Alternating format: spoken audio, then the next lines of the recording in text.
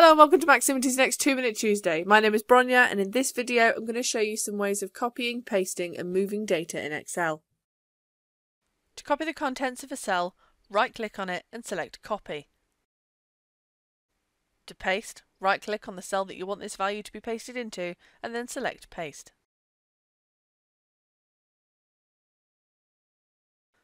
A much quicker way of copying and pasting is by utilising the Command or Control key and the C and V letter keys. Select your cell and then hold the Command key on a Mac or the Control key on Windows and then press the C key to copy. Now select the cell you want to paste into, hold Command or Control again and then hit the V key to paste.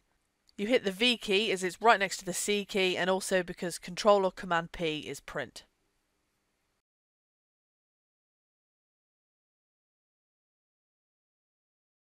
Another way to copy values is to use the green border around a selected cell. I've selected a cell so it's surrounded by the green border. When I hover my cursor over the fill handle, as we've seen before, the cursor turns into a black plus symbol. If instead I hover my cursor over the border of the selected cell, the cursor turns into a regular cursor with arrows pointing in all directions.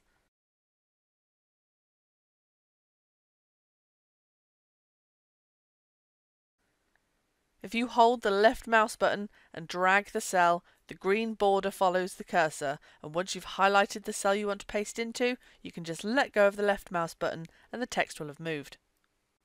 If you have a list of entries and you want to move one entry down and place it between two other entries, hover your cursor over the green border of a selected cell and hold Shift and then hold left click and drag the cell to where you want it to go. Instead of a green border moving, there's a green line. When I let go of the left mouse button, the selected text will be inserted at this line and everything around it will shift.